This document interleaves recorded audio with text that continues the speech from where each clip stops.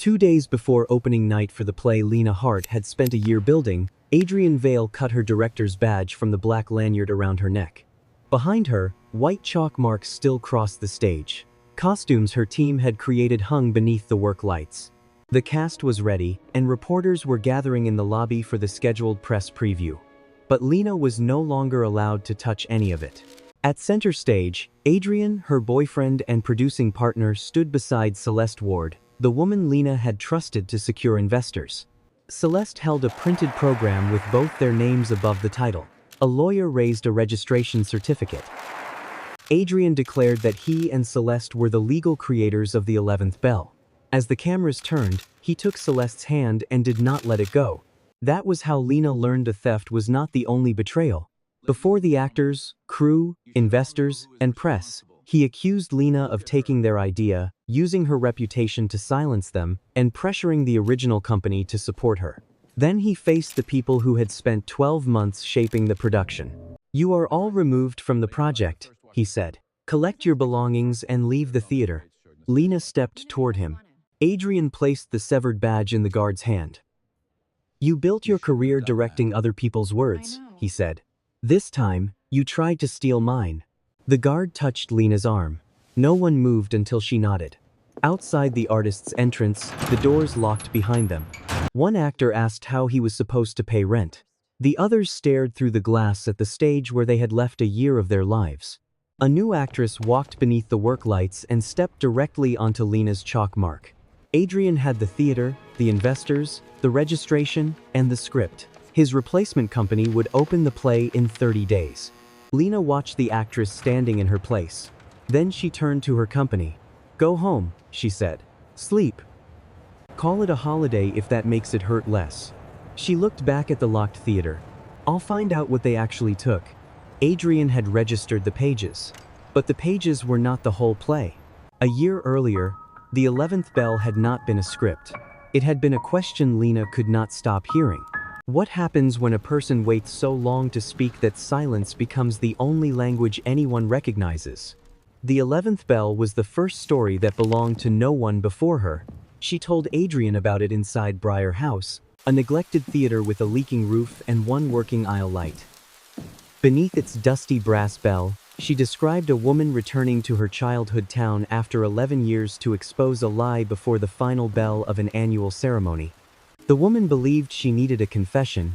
By the end, she understood that the town's silence had protected the lie more effectively than any individual. Adrienne listened from the front row. "That's not a scene," he said. "That's a whole play." Lena heard belief in his voice. She did not hear possession.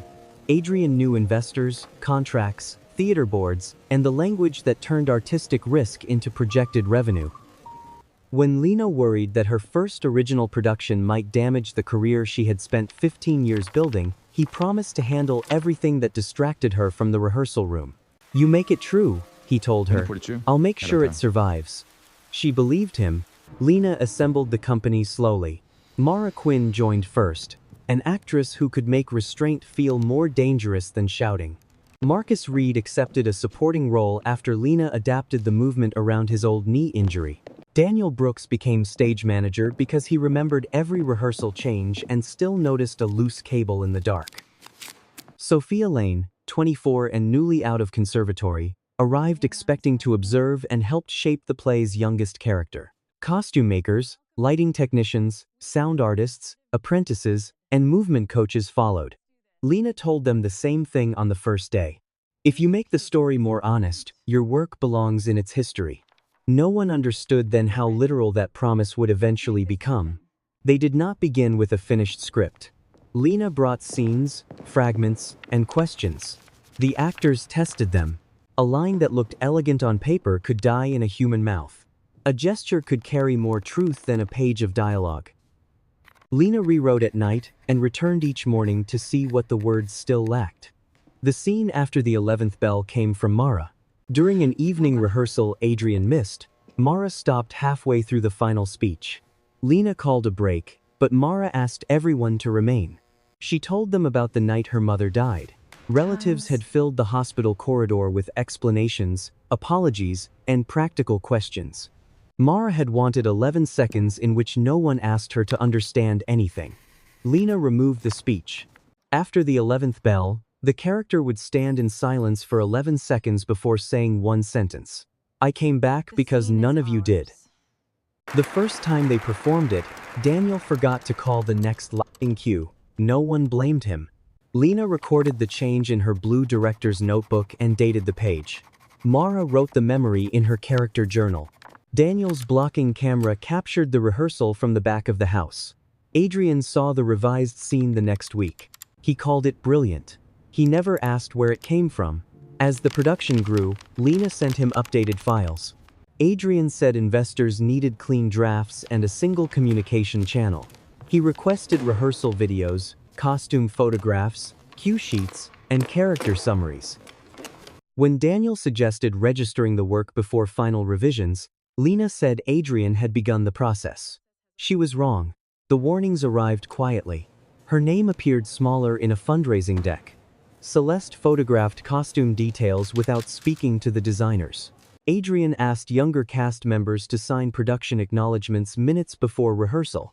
When Sophia requested time to read hers, he laughed and said it only confirmed that the company owned rehearsal materials. Lena noticed each moment. She explained each one away. Adrian was under pressure. Celeste was helping. Paperwork could be corrected later. Opening night mattered more. 2 weeks before the scheduled premiere, Adrian asked Lena for the final production file. For registration?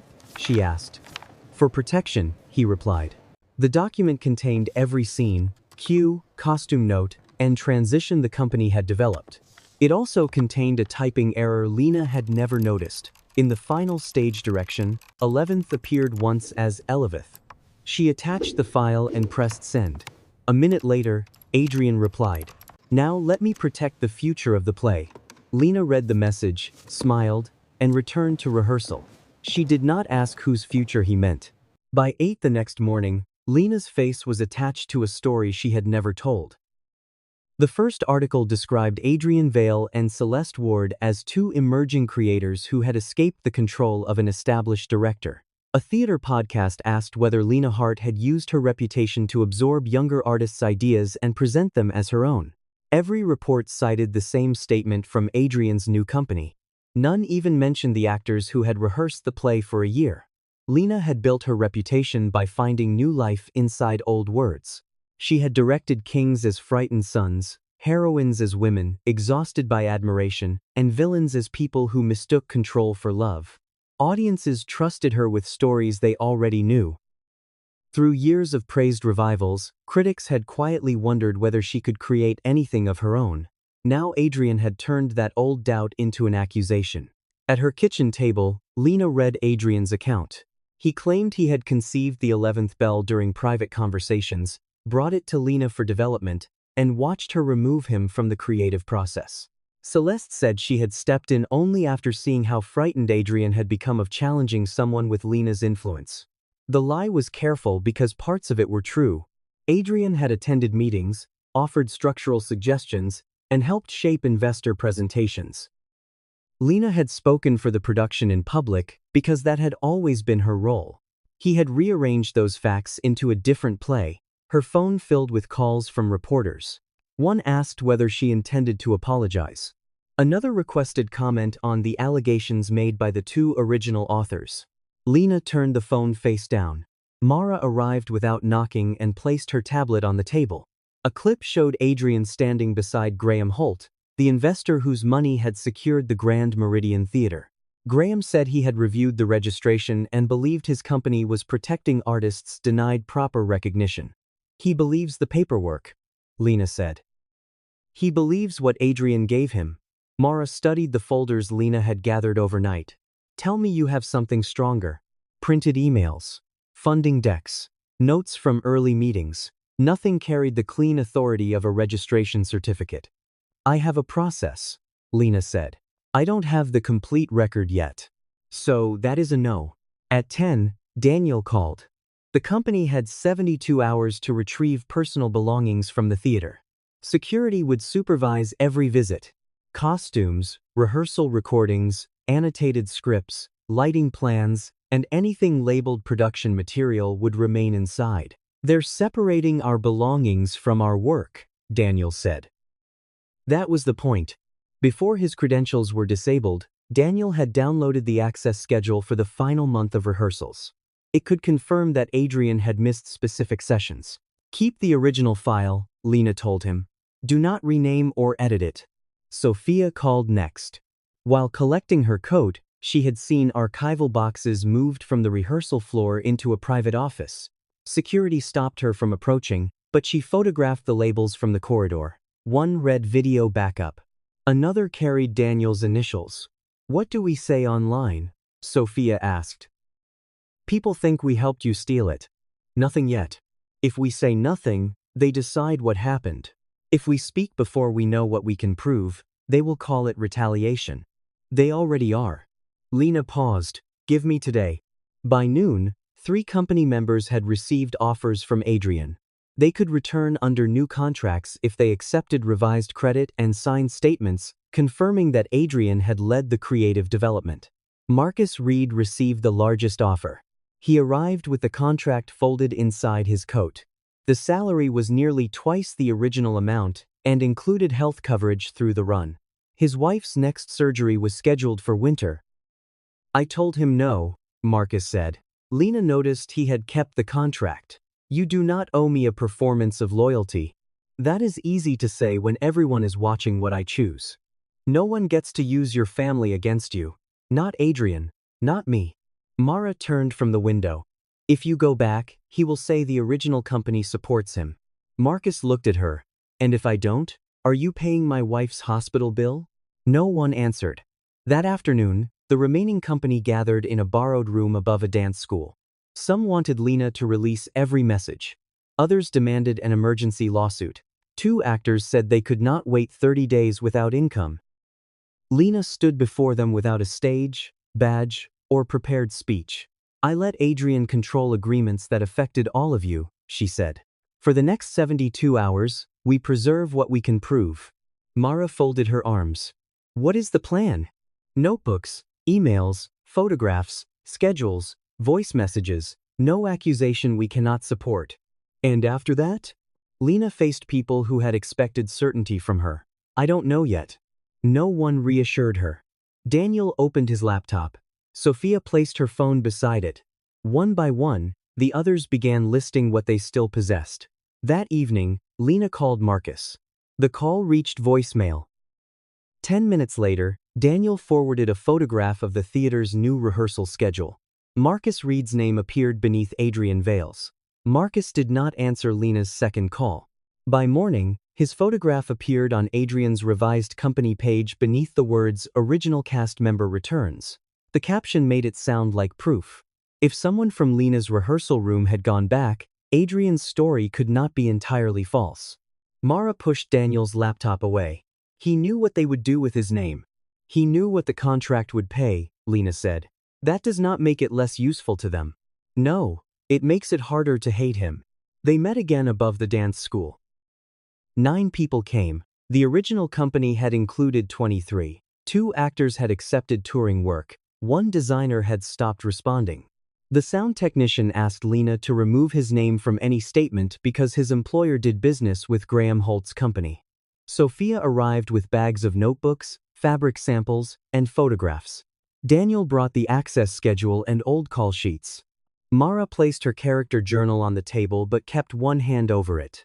Each object looked insignificant alone. Together, they were the remains of a year. Lena asked everyone to separate personal records from anything the theater could reasonably claim as production property. She would not defend their work by taking what was not theirs. A costume apprentice named Eli frowned. They kept the coats I stitched. They paid for the material, Lena said. They did not pay for my name. No, that part we document.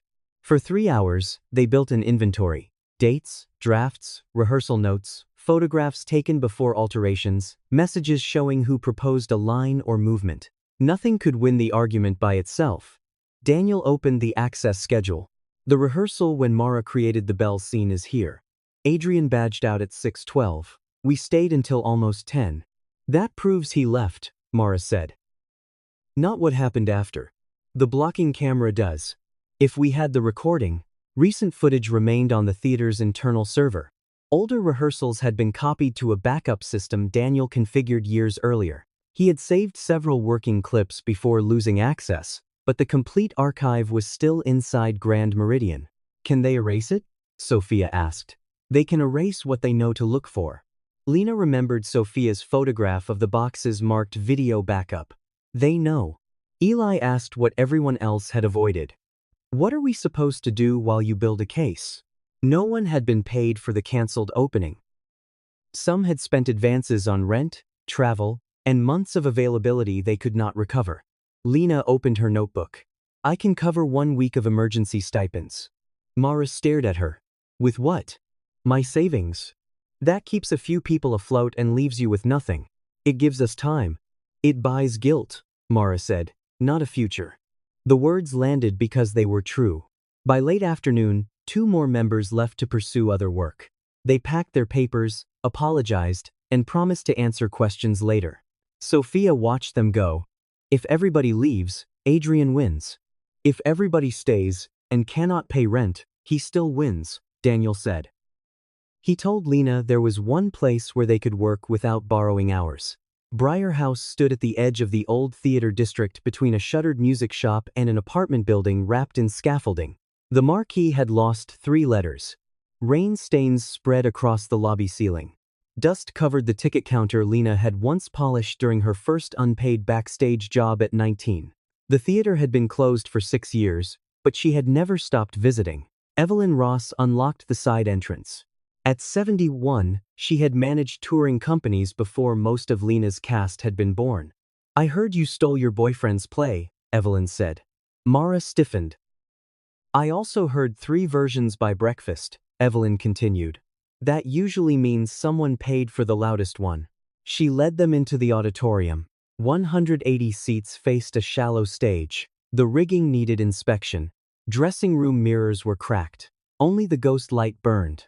Lena remembered standing there a year earlier, telling Adrian the first idea. Evelyn offered no investment. Briar House owed property taxes and needed electrical work. But if Lena's company repaired what they used, Evelyn would accept a percentage of ticket revenue instead of rent. Lena surveyed the peeling walls. We do not have a production. You have people, Evelyn replied. Decide whether that is the same thing. Daniel tested a floorboard. Sophia uncovered an old rehearsal piano. Mara stood beneath the brass bell over the rear arch. A smaller theater would look like retreat. A workshop could be treated as an admission that Adrian owned the real play. Then Mara opened her journal. 11 seconds, she said. Do you remember why? She performed the final movement without speaking. Daniel counted the pause. Sophia crossed to where the youngest character had once reached for her and stopped. No script lay open. No recording played. They remembered. Lena looked at the empty seats. 1 meeting, she said. Everyone brings what they remember that never made it into Adrian's file. Evelyn handed her the side door key. Behind them, the ghost light cast one narrow shadow across the stage. At Grand Meridian, Adrian began the first rehearsal of his replacement company by turning off the sound. A rehearsal video filled the screen above the stage. Mara crossed the old set, stopped beneath the brass bell, and looked toward an empty chair. Her lips moved, but no one could hear the line. Iris Bell stood on Lena's chalk mark and watched. Again, Adrian said. Iris copied Mara's walk. 3 steps, a pause, then a slight turn of the left shoulder. No. She waits longer before she turns. Why? Because the character is afraid. Of the chair? Of what it represents. Iris studied the frozen image. What does it represent? Adrian closed the remote in his hand. Trust the rhythm. Iris recognized the instruction to ask fewer questions, even when it arrived dressed as artistic confidence. From the front row, Celeste watched beside a garment bag. She had replaced Mara's heavy gray coat with a fitted silver version designed for promotional photographs. The 11 hand-stitched black threads along one cuff were gone. The threads marked the years the character stayed away. They disappear beyond the first 6 rows, Celeste said. If a detail does not photograph, it does not exist. Lena made raw material, Celeste said. We are the ones turning it into a production people will actually buy. Adrian approved the change. Across town, Lena placed 11 notebooks along the edge of Briar House's stage. 7 company members returned. 2 others sent recollections because they were already working elsewhere. Lena did not ask them to perform. She asked what had changed between the first draft and the final rehearsal. Daniel began with the opening. The script said the town gathered for a ceremony. The company had turned that into workers preparing an empty square while avoiding the central bell. The choice came from Eli, who said fear appeared most honestly through what people refused to touch. Sophia remembered rewriting her entrance after Lena asked why the youngest character would trust a stranger. Mara remembered moving a confession into the third act because speaking earlier made forgiveness too easy. Lena wrote every contribution on a separate card and placed the contributor's name at the top. Mara watched her. You never did that before. No. You kept it all in your notebook. I thought remembering was enough. For you, maybe. Lena accepted the correction. Not for everyone else.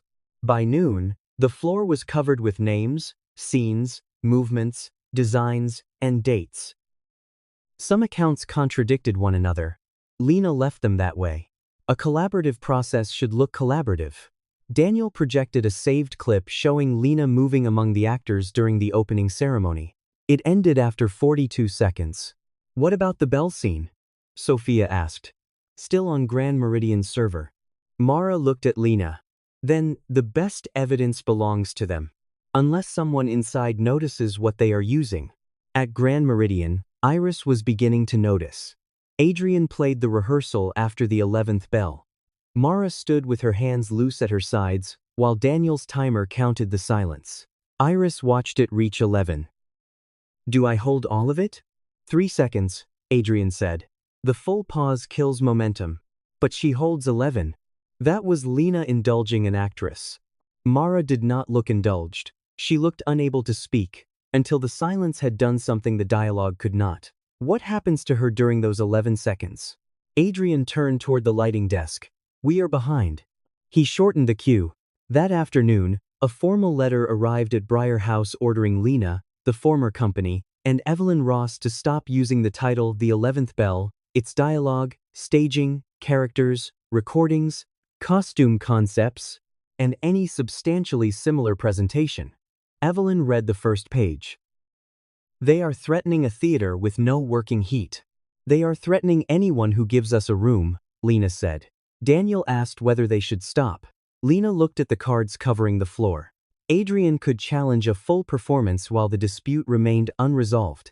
He could not prevent them from documenting their labor or speaking about how the production had been built. We do not perform the registered script, she said. Mara's expression tightened. It is not his. Not morally. Right now, that is not the only kind of ownership that can close this building. Lena crossed out the title on the planning board and wrote, Before the 11th Bell, a workshop by the original company. They would reconstruct selected moments through drafts, journals, designs, and testimony. It was not their planned opening, but it kept them visible. Later, Adrian uploaded a rehearsal clip, praising Iris for bringing new emotional truth to the role. Mara sent it to Lena. Iris crossed the stage exactly as Mara had months earlier.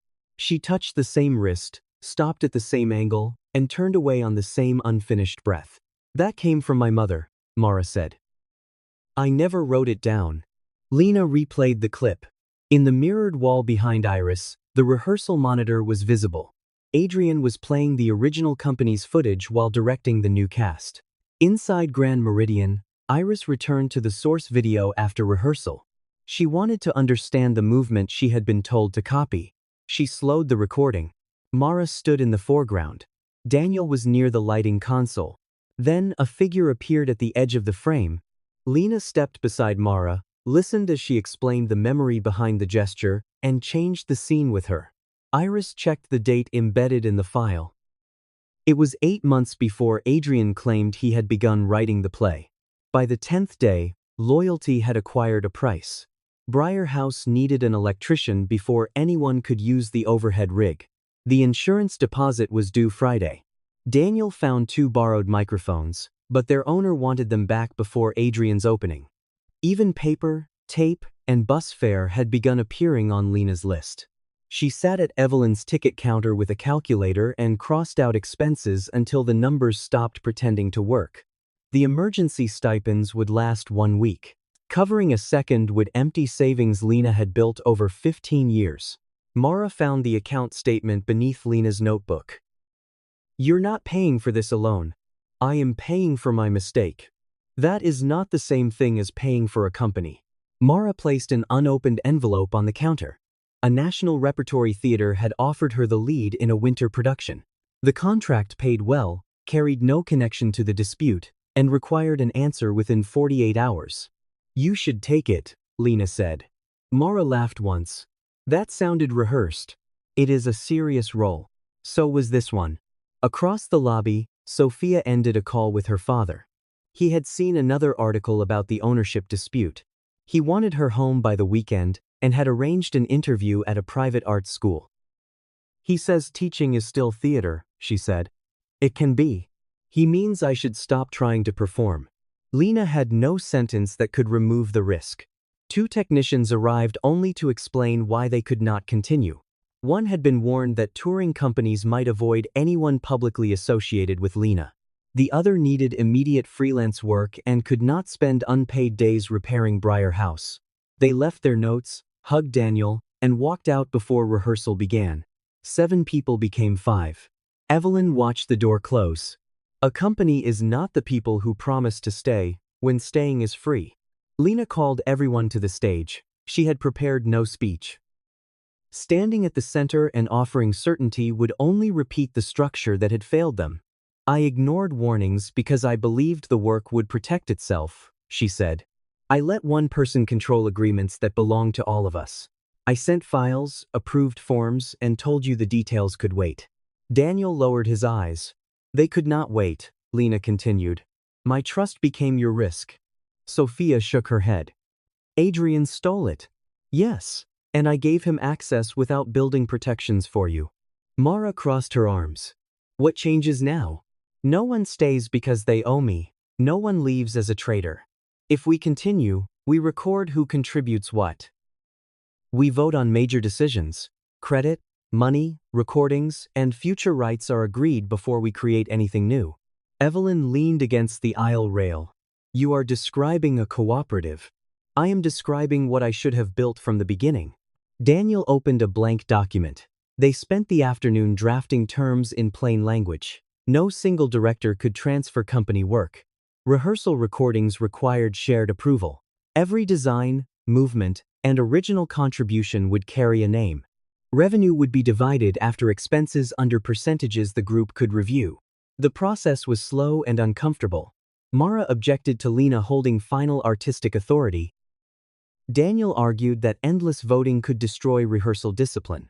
Sophia asked whether younger members would receive equal credit when their ideas were changed. They did not solve everything. They made power visible. At 4, Mara's agent called. She stepped into the lobby and listened for nearly 10 minutes. When she returned, she placed the winter contract on the stage. "I asked for 1 week before I answer." Lena did not thank her. Gratitude could become another kind of pressure. 1 week, she said. Sophia agreed to stay through the workshop. Daniel signed beneath his proposed role as stage manager and archive custodian. Evelyn signed only as the building's representative. By evening, the new agreement carried 5 signatures. It was not enough to mount the play. It was enough to prevent anyone from owning the next decision alone. 17 days remained before Adrian's opening. As they packed, Daniel's phone vibrated. The message came from Marcus. "Do not reply. Adrian is using old rehearsal footage as the official blocking reference. He says every movement belongs to the production company. He has forbidden the new cast from asking who created them." A second message followed. "Iris keeps asking anyway." Mara read over Daniel's shoulder. "Marcus wants credit for discovering a conscience?" "No," Lena said. "He wants us to know where the pressure is." Her phone rang before anyone could respond. Adrian's lawyer called before anyone could respond. Briar House had been added to the threatened action. Any substantially similar presentation could expose the theater and everyone involved to damages. Evelyn listened as Lena repeated the warning. How much can they claim? Sophia asked. Enough to close this place before we open. The 5 signatures suddenly looked less like a beginning and more like a list of people Adrian could target. Lena placed the phone beside the agreement. No one decides tonight, she said. Read everything. Speak to whoever you trust. Tomorrow, we vote. Mara looked from her contract to the names on the page. Lena did not ask the company to follow her. She asked whether they were still willing to stand beside one another. The vote took less than a minute. 5 people remained in Briar House the next morning. 5 hands rose. They would continue. Not because Lena promised victory. Not because the agreement protected them from Adrian's lawyers. They voted because leaving the record unfinished would allow someone else to decide what their work had meant. Mara asked for one condition. If we find proof, we do not bury it in private negotiations. Lena nodded. If we use it accurately. 1 week before opening night, Adrian was preparing a private preview for investors, critics, and theater board members. Grand Meridian looked ready for a triumph. Celeste had replaced the faded town square with polished black platforms and mirrored panels. The revised costumes photographed beautifully. Promotional portraits filled the lobby beneath Adrian's name. Iris stood backstage in Mara's silver coat. The 11 black threads were still missing. Marcus adjusted his cuff beside her. He had avoided every question about the original company, but he had stopped defending Adrian. Did she always hold the bell pause for 11 seconds? Iris asked. Marcus looked toward the stage manager. Yes. Adrian cut it to 3. He has cut more than time. Before Iris could ask what he meant, the house lights dimmed.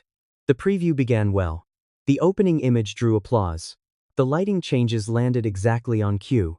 The new cast spoke clearly and moved with the precision Adrian demanded. Then the structure began to resist him. A confrontation Lena had moved into the 3rd act now appeared before the audience understood the betrayal behind it. A speech she had removed returned in full, explaining an emotion the actors had already shown. Celeste's redesigned coat caught the light, but without the black threads, the later reference to 11 years of absence no longer had a visible meaning. The production remained expensive, disciplined, and strangely disconnected from itself. Iris reached the final bell scene. 1 chime. Then another. By the 11th, the theater had settled around her. She began the pause. At 3 seconds, the lighting shifted. Iris flinched before delivering the final line. During the discussion afterward, a critic named Samuel Price raised his hand. Why does the final bell require silence? Adrian smiled toward the investors. Because silence is the character's last defense. Then why shorten it? The original timing was indulgent. 3 seconds preserves the idea without losing momentum. Samuel looked down at his notes. And why 11? Adrian's answer came too quickly. It mirrors the 11 years she was away. That explains the number, Samuel said. Not the action. What changes inside her during that pause? Adrian turned the question toward Iris. The actress makes that discovery in performance. Every face shifted to her. Iris looked at the mirrored set, where her own posture reflected the shape of Mara's from the rehearsal footage. I was told to copy the timing, she said. Then the timing was changed. Adrian ended the discussion before another question could follow. At Briar House, Daniel had obtained a public copy of the registered script from the production filing packet. He projected the final stage direction onto the wall. Lena read it once, then again. After the 11th bell, she remains motionless. The missing N was still there. A small error, almost meaningless. Except, Lena remembered the night she had typed it. She had been sitting on the rehearsal room floor while Mara and Daniel argued about whether the silence needed a lighting shift. Lena corrected 3 pages before sending the draft to Adrian, but she missed that word. Daniel opened the file metadata from Lena's archived email. Sent at 11:43 p.m.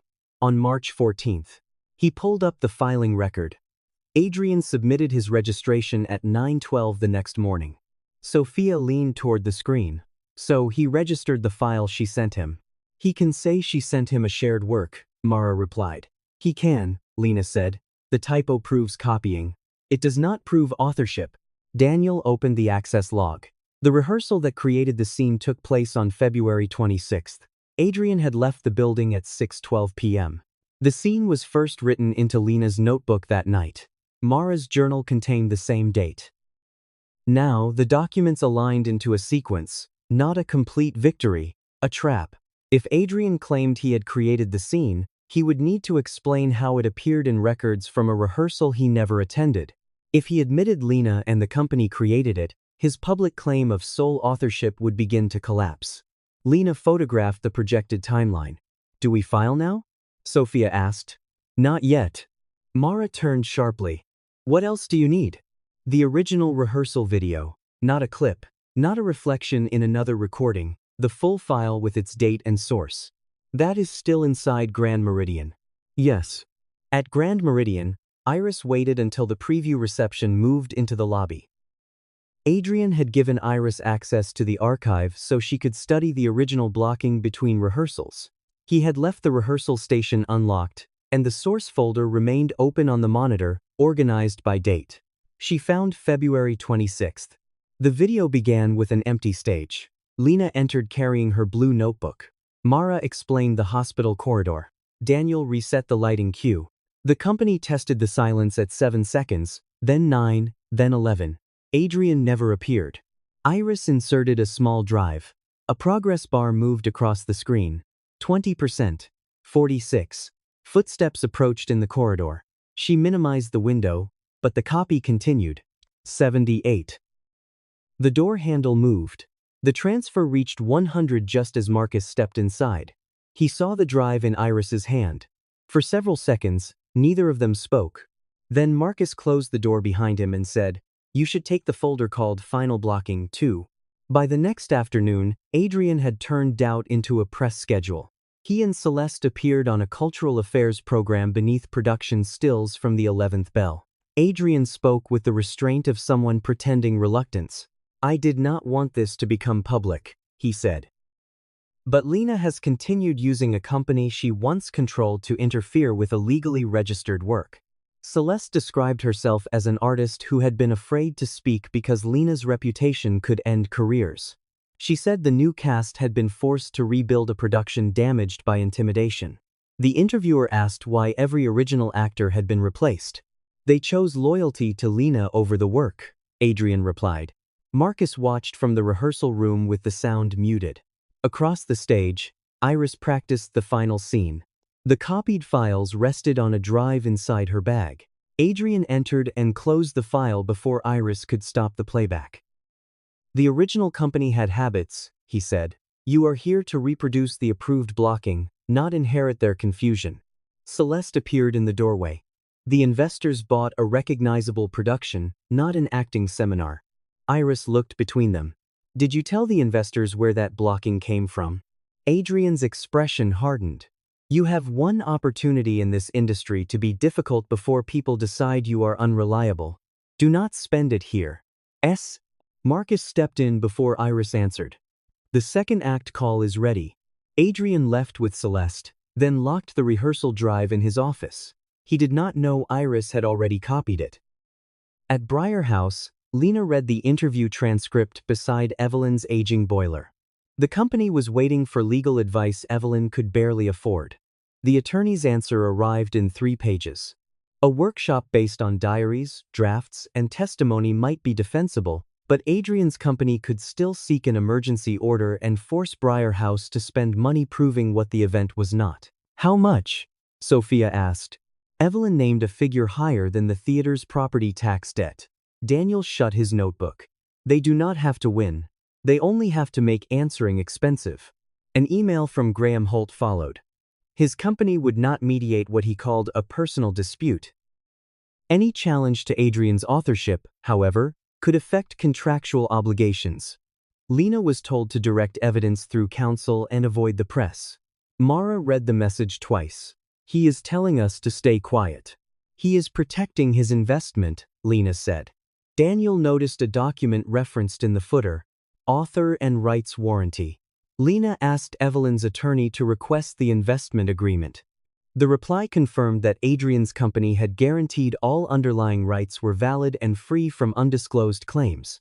If that warranty was materially false, Graham could suspend funding before the touring option activated. Adrian's advantage contained a deadline that could work against him, but only if someone forced Graham to examine it before opening night converted the lie into contracts, reviews, and public memory. That evening, Celeste announced a national tour, a filmed version, and a fashion collection inspired by the production. Pre-orders would open after opening night. Hours later, Adrian's lawyers filed for an emergency injunction against Briar House. The petition described Before the 11th Bell as an unauthorized imitation. It sought to stop the workshop, restrict promotion using the original company's rehearsal history, and hold the theater responsible for losses to the planned tour. Evelyn placed the filing on the ticket counter. If they freeze the event, I cannot cover the inspection loan. Lena looked into the auditorium. Daniel and Sophia were repairing seat numbers. Mara stood beneath the ghost light, reading from her journal. Adrian expected Lena to choose between protecting the theater and protecting the record. She closed the petition. We changed the invitation. The workshop would not advertise scenes from the registered play. It would present a documented creative chronology, notebooks, costume development, discarded drafts, rehearsal methods, and the histories behind selected movements. No commercial tickets. Invited guests only. Critics who had attended Adrian's preview. Theater historians, labor representatives, Graham Holt, members of the Grand Meridian Board. Mara studied the list. You are inviting people who already believed him. I am inviting people who signed their names beneath that belief. Lena sent each invitation privately. Adrian learned about them before midnight. He called Briar House and demanded that Evelyn cancel the event. When she refused, he warned that anyone entering the building could become a witness in litigation. Evelyn wrote his exact words on the back of the filing. At Grand Meridian, Iris opened her locker after rehearsal and found her bag torn open. The drive was gone. Marcus waited until the corridor cleared. They found it? The copy they expected to find. Iris removed a second drive from inside her shoe. Marcus exhaled. You made 2. I made 3. He gave her Lena's number. Iris called from a pay phone outside the theater. When Lena answered, Iris did not introduce herself. He did not teach me the role, she said. He taught me how to copy her. The morning after Iris called, Lena met her behind a 24-hour laundromat near Grand Meridian. Iris did not bring the drives. If they search me again, they find nothing, she said. 1 copy is with Marcus. 1 is hidden. The 3rd comes to Briar House after opening night. Why wait? If I leave now, he replaces me and says I was unstable. If I stay, I can show you what he does when the audience is watching. Lena wanted to tell her to walk away. Instead, she asked what Iris needed. The truth recorded before he rewrites it again. That evening, Grand Meridian looked built for victory. Black cars filled the curb. Photographers crowded beneath the marquee. Celeste wore a silver dress inspired by the redesigned coat, while lobby displays announced a touring collection. Adrian moved through the guests as if the dispute had ended. Graham Holt stood near the board members, accepting congratulations for backing what reporters called the season's most important new work. At Briar House, Lena did not watch the livestream. She and the company repaired seats, organized notebooks, and prepared their creative chronology. The invitations had gone out. No one knew how many guests would risk attending. Mara kept glancing at her phone. You can check, Lena said. I don't want to. You do. Mara opened the live review feed and set the phone face down beside her journal. At Grand Meridian, the first act began with technical precision. The square appeared beneath hard white light. The new cast entered on exact marks, aligned to archived blocking. For several minutes, the production appeared stronger than the preview. Iris resisted the copied gestures where she could.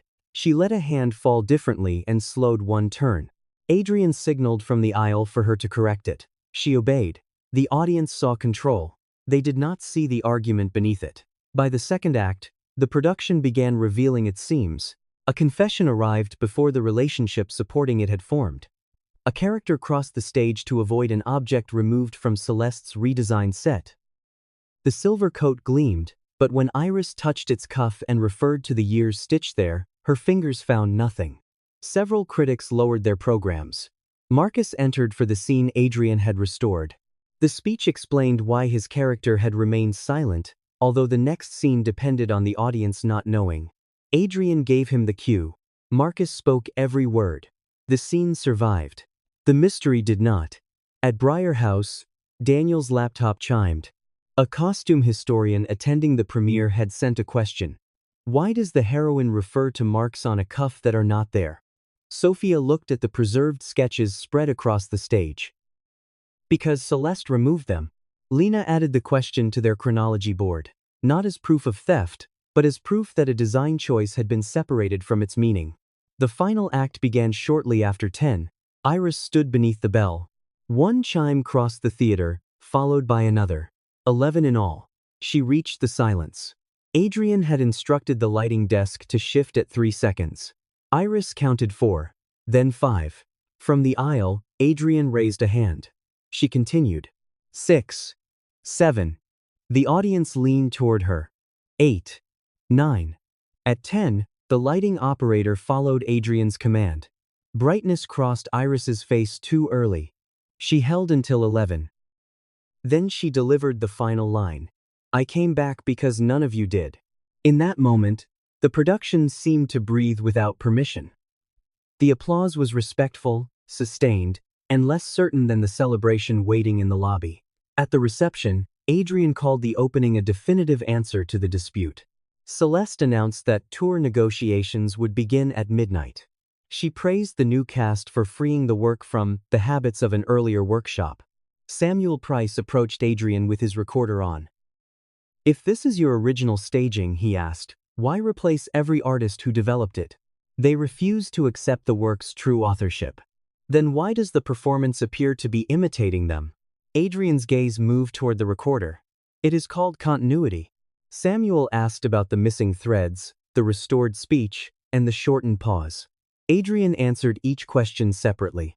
The answers did not belong to the same production. Near the dressing rooms, Iris found Marcus removing his costume. You held 11, he said. So did Mara. She understood why. I do now. He handed her an envelope containing the third drive and a printed access record showing when Adrian had opened the archived rehearsal files. I added what I could. Outside, guests left with programs folded under their arms. No one booed. No one demanded refunds. But the conversations did not sound like triumph. If Adrian wrote it, why did he need the old company's footage? Why replace every performer weeks before opening? Why did Iris seem to fight the direction in the final scene? At 11:15, critics and theater professionals found a plain envelope waiting at home. Inside was a cream ticket bearing no star's photograph and no sponsor's logo. Before the 11th bell. Created by the original company. One night only at Briar House. At Grand Meridian, Adrian found the same ticket on the reception table. He read the line twice, then turned toward Celeste. Call the lawyers. Across town, Lena stood beneath Briar House's ghost light as the first confirmations arrived. The country had seen Adrian's version. Now it wanted to know what had been removed. By 6 the next evening, every seat in Briar House was filled. Critics occupied the front rows. Theater historians sat beside labor representatives, costume designers, and former company managers. Graham Holt arrived without photographers. Samuel Price placed his recorder on his knee. There was no traditional set. 11 tables formed a half-circle beneath the ghost light. Each carried part of the production's history: notebooks, costume sketches, lighting drafts, call sheets, movement diagrams, discarded pages, and rehearsal photographs. Lena stood at the edge of the stage in a plain black jacket. There was no director's badge around her neck. Evelyn closed the lobby doors at 7. Before Lena could welcome the guests, they opened again. Adrian entered with Celeste, 2 attorneys, and a process server carrying a copy of the emergency petition. No judge had ruled on it yet. If this presentation proceeds, we will seek an immediate restraining order and damages against Briar House, he announced. The material displayed here belongs to Vale Ward Productions. He stepped into the aisle, holding the registration certificate where the front rows could see it. For weeks, Miss Hart has encouraged former employees to remove company materials, reproduce protected staging, and interfere with contracts tied to my work. Tonight is an unauthorized performance disguised as testimony. Celeste pointed toward the costume sketches. Those designs were developed under our production budget. Sophia started to rise. Lena stopped her with one hand. Adrian turned toward Graham. If this continues, every touring agreement attached to this project will be damaged. For a moment, he controlled the terms of the evening. He had a certificate, attorneys, and a successful opening behind him. Lena walked to the first table. He is right about one thing, she said. My reputation is not evidence. Neither is his registration by itself. What matters is the sequence. She faced the audience. We will not ask you to believe anyone because of a name. We will show you what was created, when it was created, and who was there. Daniel switched on the projector. The first image was a voice message record dated 1 year earlier. Lena described the town, the bell ceremony, and a woman returning after 11 years. The recipient was Adrian. Next came pages from Lena's blue notebook. The title did not yet exist, but the central characters were already present. Private conversations do not establish sole authorship, Adrian said. No, Lena replied. They establish chronology. Daniel displayed rehearsal dates and entry records. Beside them appeared Mara's journal, Sophia's notes, and call sheets. Mara explained how the company moved the confession into the third act. Sophia showed 3 versions of her entrance. Eli presented photographs of the 11 black threads stitched into the original coat months before Celeste removed them. Celeste folded her arms. Development does not make them authors. Daniel projected the February 26th access log. Adrian had left Grand Meridian at 6:12 p.m. Then the full rehearsal video began. Mara stood beneath the unfinished bell and told the company about the hospital corridor after her mother died. Lena crossed out the final speech. The company tested the pause at 7 seconds, then 9, then 11. The recording ended at 9:47 p.m. Adrian never returned. Samuel Price looked toward him. Did you create that scene? The scene emerged inside a production I was developing. Daniel displayed the email Lena sent weeks later at 11:43 p.m. The final file was attached. Next came the registration submission from 9 to 12 the following morning. Finally, the disputed stage direction appeared on the wall. After the 11th bell, she remains motionless. The same missing letter sat in both files. Adrian stepped forward. A copied typographical error proves shared access, not theft. Lena sent me material from a collaborative process because I was consolidating the work. Graham spoke from the back.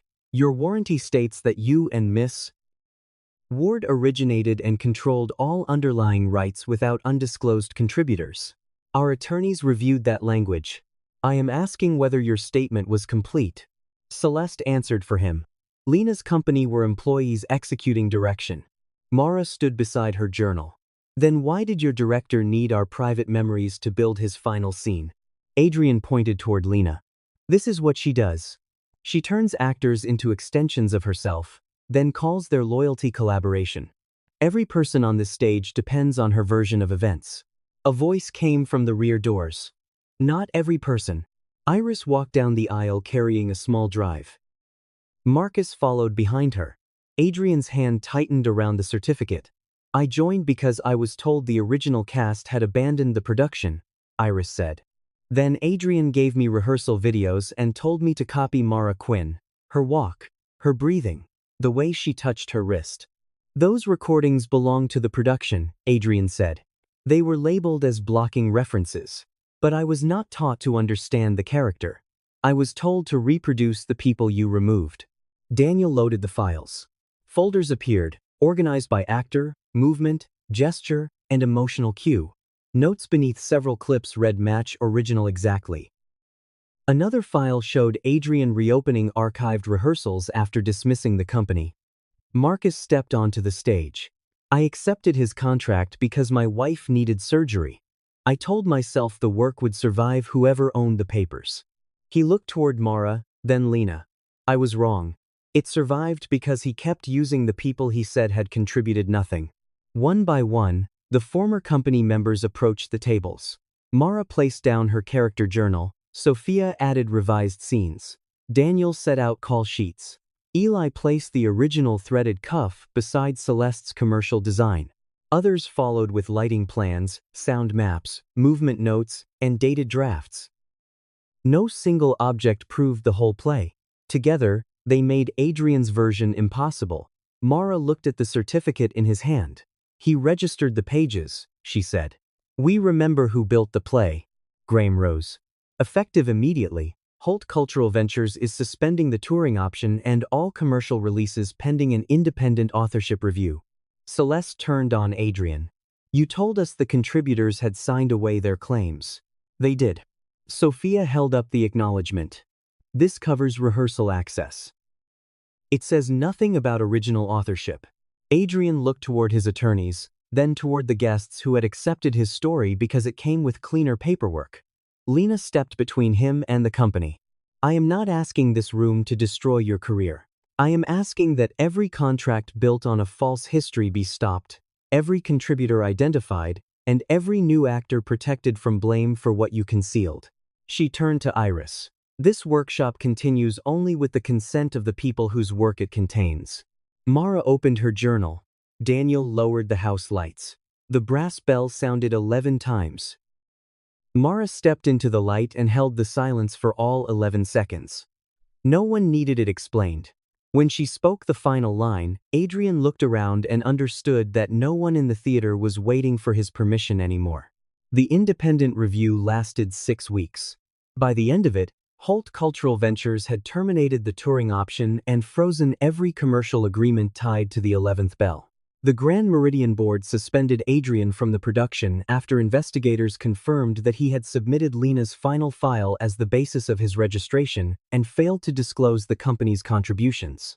The registration was formally challenged. Grand Meridian canceled the replacement run, refunded the remaining performances, and appointed outside counsel to examine how its contracts had been transferred without the original company receiving notice. Celeste's fashion collection disappeared from the release calendar.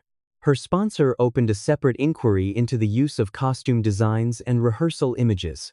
Neither of them lost everything overnight. They lost control of the story. The review did not name Lena as the sole creator. She had never wanted that. The revised record identified the play as a collaborative work developed under her direction, with individual credit for writing, performance development, movement, costume, lighting, sound, and staging. Iris gave a formal statement and stepped away from Grand Meridian. 4 months later, she joined the Hart Company's first production under her own name, no longer asked to imitate someone else. Marcus returned to Briar House carrying his old character journal. Mara did not forgive him with a speech. She handed him a chair and told him rehearsal began at 9. Trust returned in smaller pieces than it had been broken. Briar House survived. The workshop sold no commercial tickets, but the attention brought donations, repair grants, and enough bookings to keep the doors open. Evelyn transferred management of the performance program to the cooperative while keeping ownership of the building. The company voted on a new name. The Hart Company won by 1 vote. Lena objected until Sophia reminded her that a name did not have to mean ownership. It could mean responsibility. Their first full production opened 4 months later. Every program listed the company's contributors before the cast biographies. Rehearsal files were copied to a shared archive. Contracts were read aloud before anyone signed. Lena still directed. She also listened when someone asked who would own what they were making. After the final rehearsal, the company gathered beneath the restored brass bell. No one asked Lena to take a bow. They were too busy checking that every name was there. Daniel found a small black badge at the bottom of an old prop case. The cut lanyard was still attached. He placed it on Lena's desk beside the new company badges. Sophia picked one up. Which one is yours? Lena looked toward the corridor. Above the side entrance, a freshly painted sign read, "The Hart Company. Artist's Entrance." She left the old badge on the desk. Mine is on the door. Sophia smiled and joined the others waiting in the hallway. Lena opened the entrance and held it while Mara, Iris, Daniel, Marcus, Sophia, the technicians, the apprentices, and the costume team walked through ahead of her. The ghost light burned behind them on the empty stage. Then Lena stepped inside and closed the door.